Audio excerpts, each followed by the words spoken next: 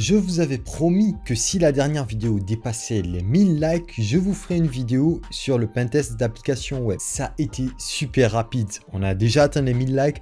Je vous demanderai de faire pareil sur cette vidéo, évidemment, si le sujet vous plaît. Du coup, aujourd'hui, je vais vous montrer comment mener un test d'intrusion sur une application web. Je vais commencer par les prérequis. Ensuite, nous parlerons des outils essentiels que vous pourrez utiliser. Je vais vous parler de l'OWASP et son top 10, de la méthodologie. Et pour finir, on fera un lab où je vous montrerai comment vous pouvez concrètement mener un test d'intrusion sur une application web. Mais avant, je vais remercier notre sponsor qui, une fois de plus, nous aide à atteindre nos objectifs. Vous le connaissez maintenant, vous avez l'habitude de la chanson, c'est...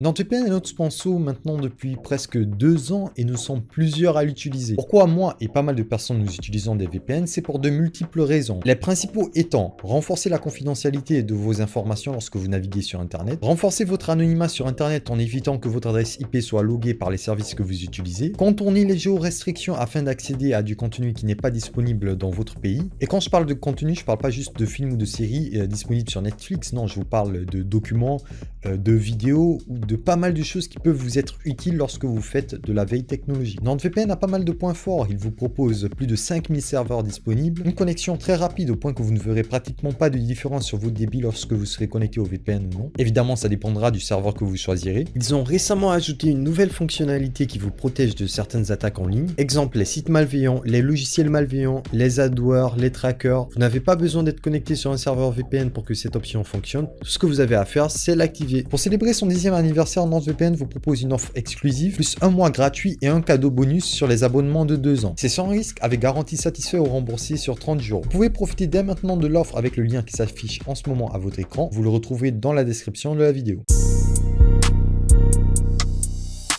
On va commencer par les prérequis. De quoi avez-vous besoin pour vous lancer dans le pentest d'application web? Évidemment, comme je l'ai toujours dit, il faut connaître un système avant de le tester. Donc, il vous faudra des connaissances dans le langage PHP, CSS, HTML et JavaScript. Au moins, ça c'est la base. Et quand je parle de connaissances, je ne vous parle pas de maîtriser ces langages, mais au moins savoir coder une petite page et comprendre comment il fonctionne. À part ça, si vous voulez aussi mener un test d'intrusion sur un CMS, ce serait intéressant d'avoir déjà utilisé celui-ci. Par exemple, le WordPress. En numéro 2, les outils essentiels. Les outils que je vais vous présenter, comme d'habitude, sont 100% gratuits, donc vous pouvez les avoir dès maintenant sur votre machine. Le premier outil dont vous aurez besoin, c'est évidemment Nmap, qui va vous permettre de scanner le serveur web et voir les différents ports qui sont ouverts. Le deuxième outil, c'est Zap, l'un des projets de l'OWASP dont je vais vous parler dans un instant. Zap est un outil complet pour le pentest d'application web. Si je devais garder un seul, ce serait celui-ci. Zap est un scanner de vulnérabilité 100% gratuit. Vous pourrez l'utiliser pour pas mal de choses, notamment pour du brute force pour énumérer l'ensemble des fichiers et répertoires disponibles sur l'application. Vous pourrez l'utiliser aussi en tant que proxy pour modifier des requêtes HTTP ou HTTPS avant de les envoyer au serveur, voir les différentes vulnérabilités disponibles sur l'application web classées selon la criticité et même générer un rapport. Je vous le dis, il m'est arrivé dans un cas pro de l'utiliser. Le troisième outil, c'est Nikto, outil qui va vous permettre de scanner le serveur web et d'identifier des vulnérabilités connues. Vous aurez besoin d'un outil pour lister l'ensemble des répertoires et fichiers disponibles sur l'application web. Pour ça, il y a pas mal d'applications. Moi, personnellement, j'utilise soit Dearbuster, soit Dearsearch, mais il y a aussi GoBuster qui est très connu. Un autre outil super important, si je devais aussi en garder un seul, ce serait celui-ci. Enfin, ce serait lui plus que Zap.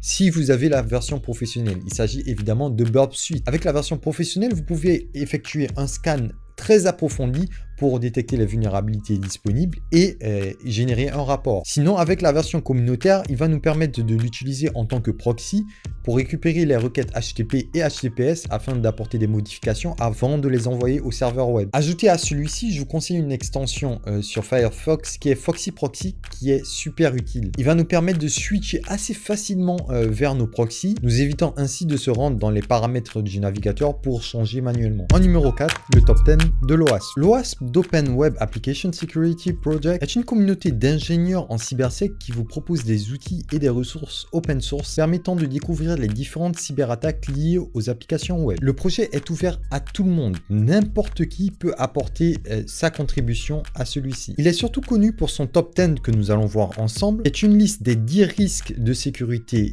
les plus populaires sur les applications web chaque année. On peut voir qu'entre 2017 et 2021, il y a eu un changement dans le classement. Alors vous avez la liste. En numéro 1, nous avons les soucis liés au contrôle d'accès. En numéro 2, les soucis liés au chiffrement. Numéro 3, les injections. Et là, on va parler de toutes les entrées dont on n'est pas censé faire. Les injections XSS, les injections SQL. Des soucis liés à la conception de l'application. Des soucis de configuration. Des vulnérabilités de composants obsolètes, des soucis lors de l'identification et l'authentification. Vous avez la liste des 10 risques et pour chacun d'entre eux, vous pouvez voir un peu plus d'informations en faisant un clic droit dessus. On accède à la description de quoi il s'agit, comment s'en protéger et un exemple de scénario d'attaque. Je vous conseille vraiment de jeter un coup d'œil, ça vous sera extrêmement utile. En numéro 5, la méthodologie. Pour mener un test d'intrusion sur une application web, il y a pas mal de méthodologies que vous pourrez utiliser. Mais une fois de plus, je vais vous ramener vers l'OWASP qui vous facilite la tâche en vous proposant le WSTG qui est le Web Security Testing Guide. Vous pouvez trouver pas mal d'informations directement sur le répertoire GitHub du WSTG. Vous avez des checklists qui vous seront une fois de plus très utiles. Ils vous facilitent vraiment la tâche. Vous avez juste à vérifier les différentes actions que vous pouvez mener et là, changer le statut. Maintenant, on va passer à la partie lab. Pour mettre en pratique vos connaissances, vous pouvez aller sur des plateformes qui proposent des CTF tels que TryHackMe, RootMe ou HackTheBox. D'ailleurs, je conseille aux débutants de TryHackMe. Où vous pouvez héberger en local une solution et mener vos tests d'intrusion.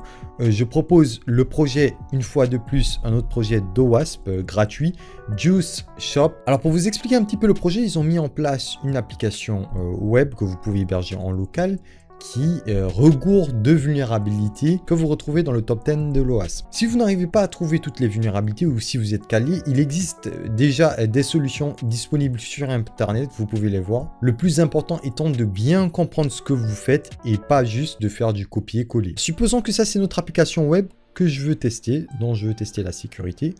Qu'est-ce que je peux faire? Je peux prendre le lien. Je me rends sur Zap dont je vous ai parlé.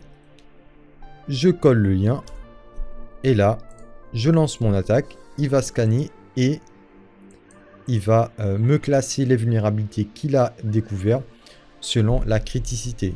En parallèle, je vais lancer Dearbuster qui va me permettre d'énumérer les différents fichiers et répertoires disponibles sur l'application pour voir est-ce qu'il n'y a pas des répertoires auxquels on n'est pas censé normalement accéder et voir s'il n'y a pas des informations sensibles qu'on pourrait récupérer. En parallèle, toujours, je vais lancer Nikto, dont je vous ai dit le scanner de serveur web. On revient sur Dearbuster. Je vais coller le lien. J'aurai besoin d'un dictionnaire qui va me permettre d'énumérer les différents fichiers et répertoires. Pour cela, j'en ai un que vous pouvez retrouver gratuitement une fois de plus sur Internet. Ma word list, j'en ai deux d'ailleurs, j'ai la medium et j'ai la plus large. Donc je vais prendre la medium et là préciser quelles sont les extensions que je veux retrouver. Il y a du PHP, il y a du HTML, ASPX, TXT, on va laisser comme ça et on peut lancer le scan. Ici je vais augmenter la valeur du threads pour nous permettre d'accélérer un petit peu le processus. Là j'ai un répertoire qui est profile qui vient d'apparaître et j'ai un fichier security text.txt qui doit être super intéressant. On va voir ça. Security.txt. Et là, bam, je tombe sur des informations. J'ai une adresse email. J'ai un système de chiffrement. Le PGP, c'est utilisé pour les adresses mail. Donc, je suppose que derrière, il y a un système de mailing qui est disponible. Ce sont des informations que je peux prendre et que je vais renseigner. Je vous ai toujours dit que le pentest, c'est le rapport. Il faut toujours les renseigner. Là, je ne vais pas le faire parce que je le fais en démo. Je vous le fais vite fait. Mais il faut toujours avoir vos prises de notes de côté. Toujours sur Dearbuster, j'ai un répertoire vidéo, redirect, public, profile. Tout ça, je peux voir un à un et voir qu'est-ce qu'ils contiennent exactement ces répertoires. Ah merde, ma machine a planté, j'ai oublié. J'avais fait cette démo pour Zone 01. Pour ceux qui me suivent, vous savez qu'aujourd'hui je suis ambassadeur chez Zone 01. Je leur avais fait cette démo et c'est exactement ce qui m'était arrivé. Ça avait planté au même moment. C'est pas bon ça du tout, c'est pas bon. Bon, je redémarre.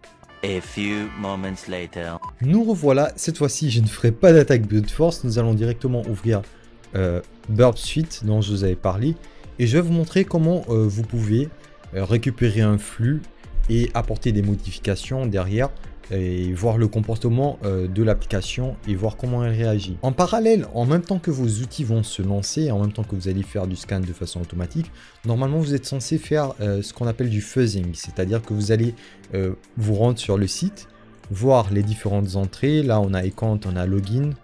Alors vous tentez, je sais pas moi, admin et vous voyez comment réagit le site un petit peu à vos requêtes. Vous passez un petit peu, vous lisez, vous voyez ce qu'il y a. Là, je vois qu'il y a une review, un commentaire qui a été laissé par qui? Par admin juicy.shop. Je peux prendre cette information et je peux la garder de côté. Avant de vous donner la main, on va revenir sur la partie login et je vais vous montrer comment on va utiliser Burp Suite. Alors Burp Suite, ça va être, on va l'utiliser comme un proxy par lequel va passer notre flux. Comme je vous l'ai dit, il est extrêmement utile même pour ceux qui font du bug bounty pour découvrir des bugs. Burp Suite est vraiment super utile. Par défaut, il est mis sur le port 8080. Donc, ce que je peux faire pour qu'il reçoive mon flux, je peux me rendre dans les paramètres du navigateur. Je me rends dans Proxy, Settings. Et là, je change.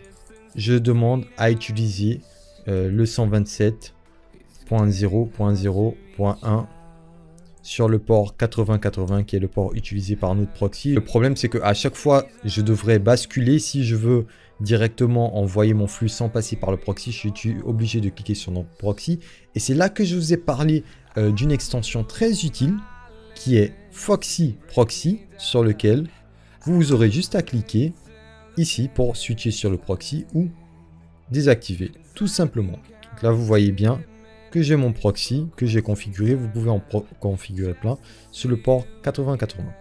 On va faire un test, je vais l'activer. Je vais mettre la l'email qu'on m'a découvert et un mot de passe, je vais mettre n'importe lequel parce que je ne connais pas le mot de passe. Je vais cliquer sur login et là directement, boum, ça vient sur Burp Suite. Ce que je vais faire, je peux directement modifier et envoyer vers le serveur web ou je peux faire un CTRL-R pour envoyer sur le répéteur parce qu'une fois que ce sera envoyé, il faudrait que je retourne encore sur mon application web pour refaire la même requête pour qu'elle revienne, alors que là quand je fais CTRL-R, ça vient dans la partie répéteur et je peux envoyer, voir le résultat, modifier, cliquer sur envoyer, voir le résultat, modifier. Une fois de plus, on le fait à plusieurs reprises et autant qu'on veut. Là déjà on voit qu'il y a quelque chose qui ne va pas sur cette application. Est-ce que vous avez deviné de quoi il s'agit? Si vous vous êtes dit qu'on ne nous bloque pas même avec plusieurs tentatives, vous avez bien vu, effectivement, peu importe le nombre de tentatives que nous effectuons, le message d'erreur est le même, laissant place à des attaques par brute force. On va faire un autre test, on va voir est-ce que notre application est vulnérable aux injections SQL.